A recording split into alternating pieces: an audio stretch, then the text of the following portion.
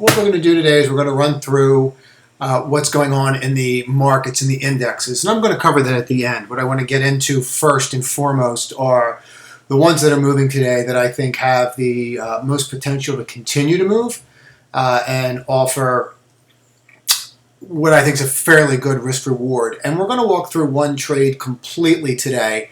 I'll do that, I guess, at the end versus doing it more in the beginning for those that want to stick around to the end. But I just want to walk through one particular trade specifically in this BNGO today so that people can understand risk reward a little bit better and what they should be looking for when they're in a stock and how to play them a little bit better. So, the purpose of this is, and the name of this is Arete, which very simply means that you're going after excellence. Every day you're trying to do a little bit better and get better and stronger at your trading skills and investing skills. So what we're looking for here is to educate. So that's really who this video is for, people that not only want to see what's going up or down, but how they can benefit from it, and then how they can benefit and get better every single day. So if that's of interest to you, consider subscribing to this channel and clicking the notifications, and let's get into it.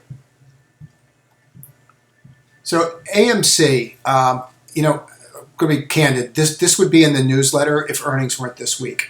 I'm just afraid of the earnings and putting people in harm's way right now. So I've been talking about this one on Twitter. Both those links to our Twitter feed and to our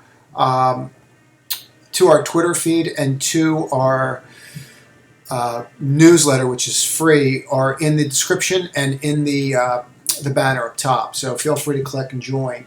But let's just get into this. So this is just very simply the daily, and we're going to get rid of these indicators for a minute, and let's just we can keep the candlesticks. So it's pretty clear what's transpiring here, right? You broke the wedge, you opened right on it. The low of the day was the open. This is very clear that we're going to see upward pressure here. And I think that this can continue. So I would be aware of this one. I don't think this is over. And even when we're coming in, even when the market comes in, this is not coming down. It's holding its ground. So this is setting up. And if you look today at this is our support level, right? So this is the daily support level, and then you drill down and you can see where it's actually hitting, right? The 771, and then it's even more than a daily. It's a weekly, and we just keep hitting it, but we don't break it.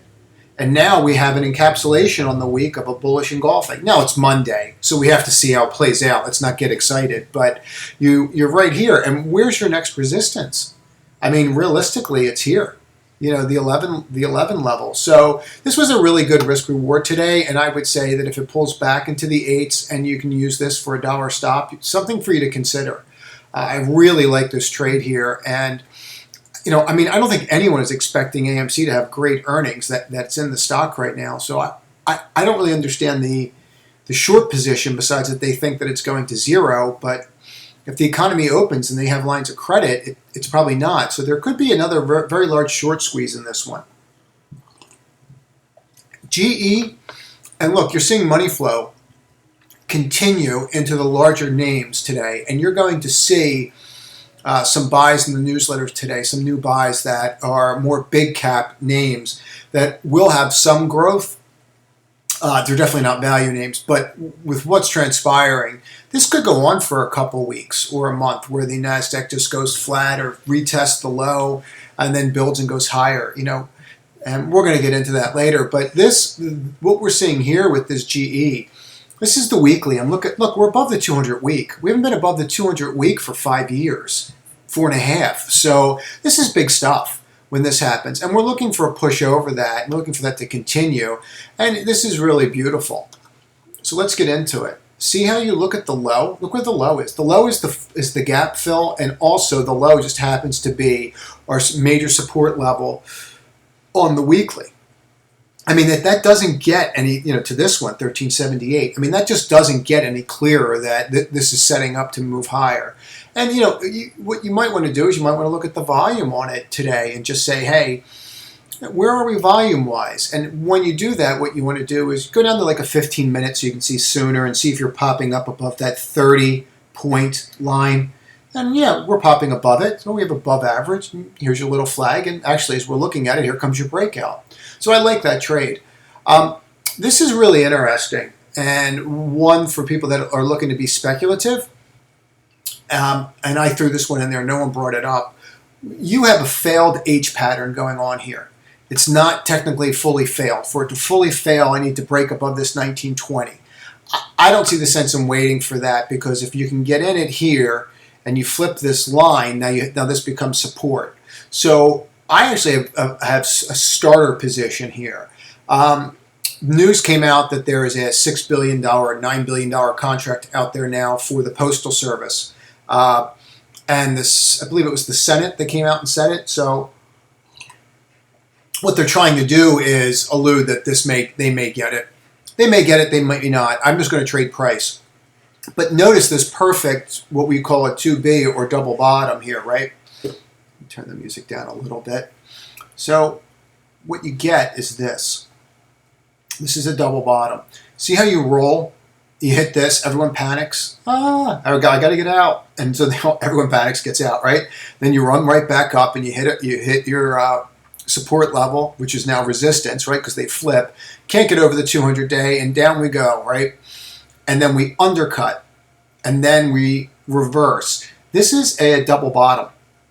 Now, people will say technically it's not a double bottom until it gets up here. I'm not waiting 8 points. If I want to be in this, I'll look at this little wedge, and this is a simple trade. Very simple. There's let's get rid of these indicators now, because I'm more interested in teaching price. But let's just look at this. Oh, look at that. You have a little wedge here, and we broke. And as we always talk, we can just clone these, right? Just move them over. Now you can see because you want the same trajectory, where it's not a true channel. And now look, I'm above. What am I above? I'm above my lowest, right? Support is now support because we flipped from resistance, and I'm out of the wedge. Where could this wedge take me to? It could take me to 20. Which just happens to be, throwing more bells and whistles, right up here at 200. So this is a very interesting spot to be looking at this. And if they get this contract and people are short, you're going to get an inversion of this. I don't think that's a bad spot to be for, a dollar's worth of risk. Meaning if it closes below 1538, I'll just get out of it. But for a dollar's worth of risk right here, for what can happen, I'll do these trades all day long and sleep well. So Yalla I was asked about, and I have too many lines on here, but let's just get rid of all of them for a minute, and let's just start over. Remove this arrow, remove this ray, remove this, no, hold on. There we go. Remove this segment line. So, and let's just look at price for a moment, and just look at some key levels. So, you can see where I'm going with this, hopefully. And people get a little frustrated with how can you draw these levels so fast? Look, I've been doing this for over 20 years, so don't beat yourself up. This stuff takes time to draw them accurately and actually see them. But it's like anything else. If I was a plumber, after 20 years of doing it, you would know exactly what tool you need just by looking at it. So, just don't get overwhelmed by it. And please ask questions and comments on Twitter and here. I answer everybody. And we could clone this, but we're not going to right now. I have an H pattern, and what do we have here? We have the exact opposite of what we had in Workhorse, right? Where we've just broken down and we just keep going down. There's no reason to do anything here. Now, this is a major support level, and if we hold this level, we could consolidate and move higher. But you need to understand something. These charts are not setting up to do this. They're setting up to bottom. So in the newsletter, when I say bottom, means we're going to consolidate before we push higher. There will be some stocks that break out, obviously, but you need to be careful here because this could just trade around here for months. So you need true technical breakouts. Yalla, I don't see it. If it was something I had to be in, I would play this line, this 1866 level. This was one that I'm surprised I wasn't asked about today. This is a classic breakout, and the volume that's coming in is enormous. So you can see this here, and now I've gone further back than a year, but I'm doing that on purpose. Look at this breakout here, right? This 2145 level. Look at these are all curling up. Here's that moving average cross breaking up, right? So there's a lot going on here. Now, if we go to this level, you can see as soon as you clear it, boom, and then you just broke out. And look at the volume coming in. Pretty substantial volume. So this is definitely one that I think should be on your radar. RDNT, and you can look at the weekly. I mean, it's not the most beautiful thing in the world. You know, you need it to break here, but with this kind of volume, that should happen over the week. FUBU, we're going to have to look at daily because the chart's so messed up. So here's your wedge. Okay, let's get rid of these indicators for a minute. Here's your wedge. We broke out of the wedge. We failed. Hit the lower end of the wedge. We failed. Hit the upper, lower trend line. We failed. I mean, I just keep saying the same thing over and over again, right? So what you're seeing now is this line. See it? See this? Boy, is that off. There we go. So right here, this 23, this is support now. And it kind of goes all the way up back to here too. So this is really nasty stuff. This is a failed wedge breakout. We broke to the downside. We did not hold our upper trend. So this is trendless right now, and it needs to find itself. I don't want to get all like mystical, but it needs to find itself. It needs to figure out what it wants to be when it grows up. So right now you are between 35 to the upper end of this and 25, and I have no trigger here or anything that gives me any indication of which way we're going to go.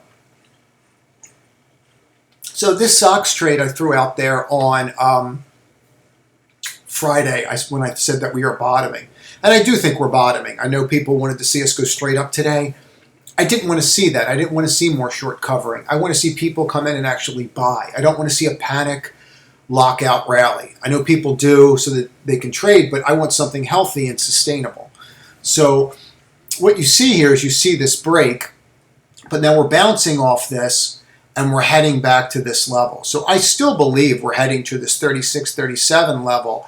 And maybe we consolidate for a little bit before that happens. And I'm just fine with that. No hurry. So let's just sit, watch, and wait. But this is the semiconductor index, and that trade, I'm still in that trade from Friday. I didn't get out when it went to 32.27, and it keeps flipping it. I haven't touched it, just leaving it for now. Now, if I see more weakness, I will move out of the trade, but it would have to hit a lower low for me at this point. I just don't, and I don't see that happening. Again, as I talk about in the newsletter, anything can happen, so you need to be prepared for it. So there's just entirely too much going on here. So let's get rid of everything, and let's go here and just pop this back in real quick. Get rid of our indicators, and let's just look at the weekly for a minute.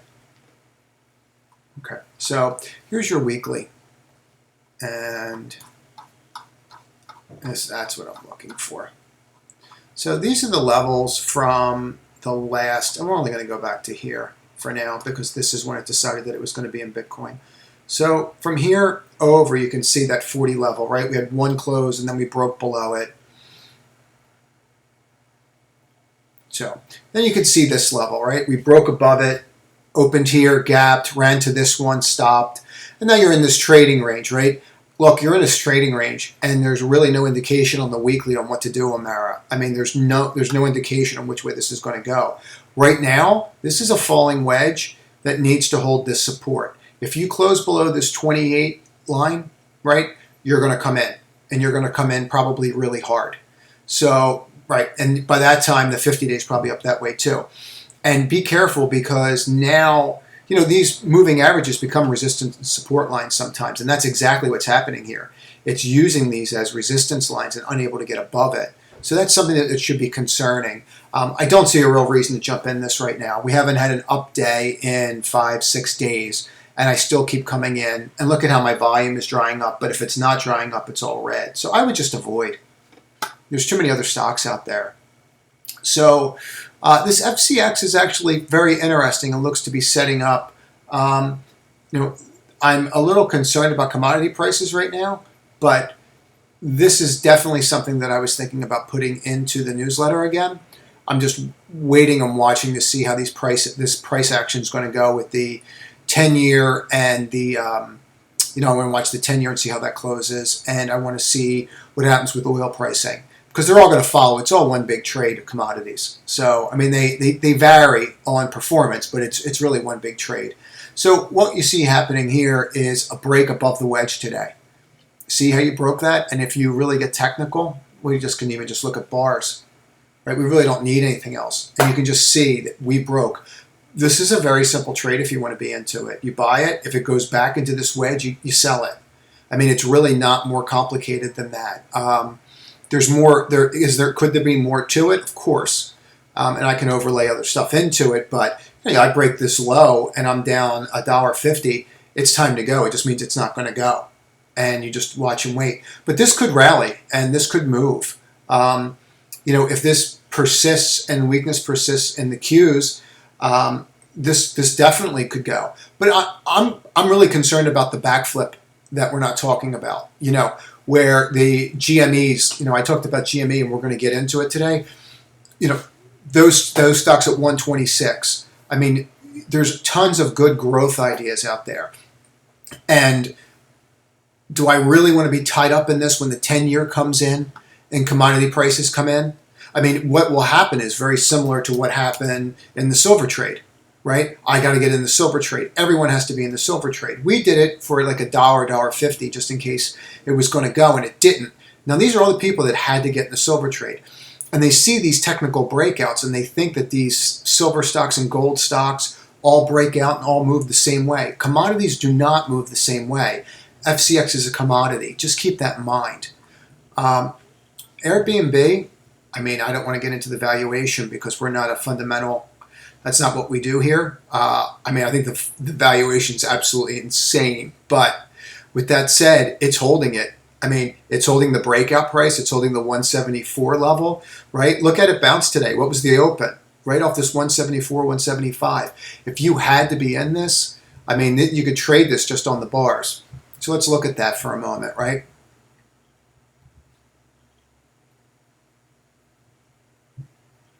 I mean, that's a breakout.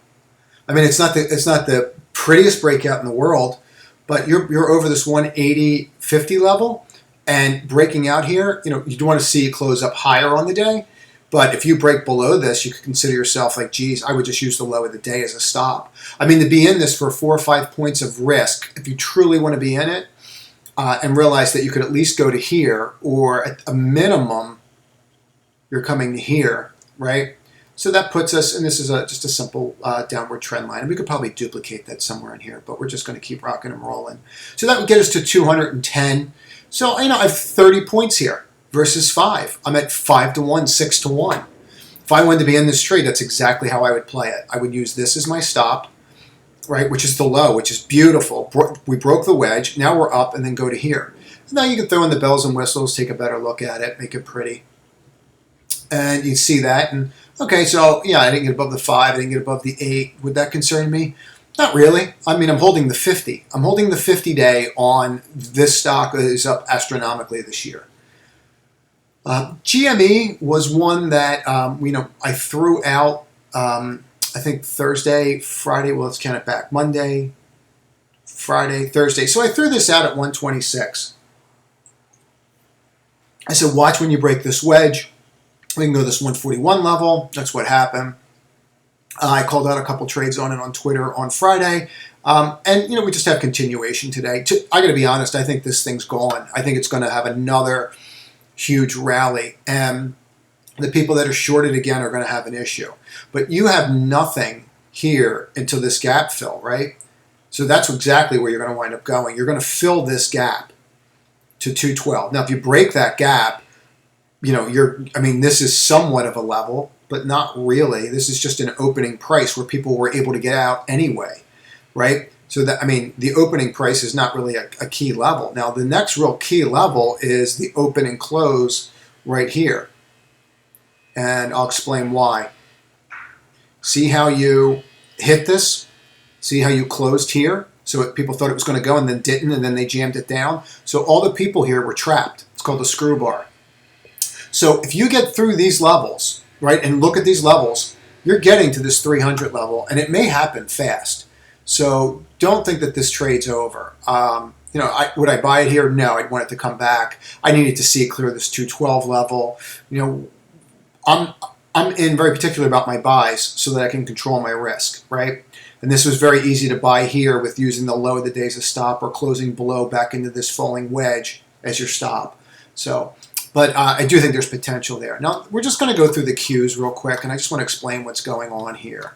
And this is all from the newsletter. But in regards to this, and then I'm going to do the BNGO trade at the very end, which will be next. So what you have going on here is you have a downward trend line. You haven't broke it. 303.81 is clear support. We were the first time we flipped over it. Is this bar pretty? No. Did we get above 311.76? No. Does that mean we didn't bottom? I'll say it again. No. So take that into account. Like, nobody said that we were going to bottom and go up 10, 15 points. So you just have to sit there, wait for it to consolidate, and add to the positions you want to own, and then just manage your risk. And now we're going to get into how to manage risk very quickly here. So I don't want this to go too long so that it processes fast. So we're going to walk through this trade today. And I had a gentleman that reached out to me and was walking me through, let's just get rid of these indicators and this bar. We did fairly well with this one in the newsletter, but let's just see what's really going on here. So this is your line, the 795 line, right? And we're going to go back to even this weekly for a moment. And here's your $10. This is your major resistance line, right? This is where you opened. This is how you capitulated. This is what you couldn't get through. This is where you opened. This is clear as day. $10 is a nemesis for this stock, right? So I don't want to be in a trade where this $10 is going to be I have to get through this in order to get the right risk versus return. And I have a risk versus return video in here, and I'll tag it at the end if you want to watch it. So it shows you that if you're going for 2 to 1, 3 to 1, 4 to 1, 5 to 1, what percentage you need to be right. So what I was trying to explain to this gentleman today is that I was looking for the gap fill, which happened, and then after the gap fill, I was looking for the 795 push. So let me just walk through this. So I put this on, I don't really know where all the writing went, so we'll have to do this real quick. Put this here, and then go boom. Trade this to here, here. So we'll start here and I'll walk through it that way. So this was my first buy. Okay, and let me just clean this up real quick. Okay. So, and you can go through the Twitter feed. This was my first buy. Okay, why was it here? Very simply, we gapped here, we gap filled all the way down. This was my stop. Okay, this little trigger right here, that was my buy. That was 25 cents. So now when I'm up roughly $1, right, I'm at 5 to 1. I get up here, and this is where I trim my position. How much of that position you trim is entirely up to you. But look where that level, make sure I had that level. So I made sure that when I was here, I had 4 to 1 or more like 5 to 1 when it got up to here, right? And so then I trim here. Now my stop gets moved from this to the low of the day. So now I cannot lose money, right? So then the second trade I called out was here. This was the second buy. And what you're going to see is, why did I buy it here? Well, we just drew this level in the daily, right? And you can draw these down, and that's why I say you can look at 1 minute charts. When we cleared that, I knew that this was a small little wedge. Here's a reversal, and there was some volume that kicked in. And let's just get to that, right? You can see these volume spikes down here. So when they are up above that 30-point line, boom, boom, boom, it just tells me I've got demand. But let's get rid of the bells and whistles because let's focus on price. So this became my second buy. Okay, this became my second stop. Okay, not on the rest of this position. The rest of this position I can just leave at cost and just let it do whatever it wants to do. I don't have to do a darn thing anymore. I'm already up. Let's say I sell 50%, 80%, 20%. That's up to you. But that's how you do the trade, because now your risk versus return is 5 to 1, 4 to 1. So here's your second stop right here. Okay, so that gave me like a 25-cent stop roughly. When I got up to here, Okay, this was second trim position. So to kind of put this into perspective, and I'll just be honest on what I did here so that you understand it. I sold 50% of this position here. Okay, and then when I traded here, I sold 50% of this position here. I now have a full position on in this with this line as my stop. And if I close, everyone knows that reads my newsletter, I like looking at the close. But now if I close below this, I'm out. And what does that do? It makes me lose a little money on the second half of this and gain more money on the second half of that, right where I trimmed it before. So that's how you need to be thinking about your trades, risk versus reward. You know, the one gentleman I talked to, he was like, I'm going to buy it at 8.5. I'm going to sell it at 7. I didn't even want to get technically into those levels because they don't, you don't really want to sell into a gap fill here. Like there's really no reason to sell. You don't want to sell past, if I go lower than the close, why am I in the trade? So, I don't want to get into specifically why they're not good levels. I would just want to talk to you about how you should look at a trade. And you should plan all this around support and resistance levels. And I know I threw a lot at you. And I'll put this one video at the end because I think it's pertinent and explains risk versus return and what percentage you need to be right in order to be profitable and consistent. I hope this was helpful. As always, please reach out and please do me a favor and click the like button, because the more people that like this video, the more people that get to see it. It's my goal to start showing people what it takes to be truly profitable and successful and consistent as a trader versus some of the nonsense out there where people are standing on mountaintops and beaches pretending they trade for 5 minutes. So that's it in a nutshell. Thank you again.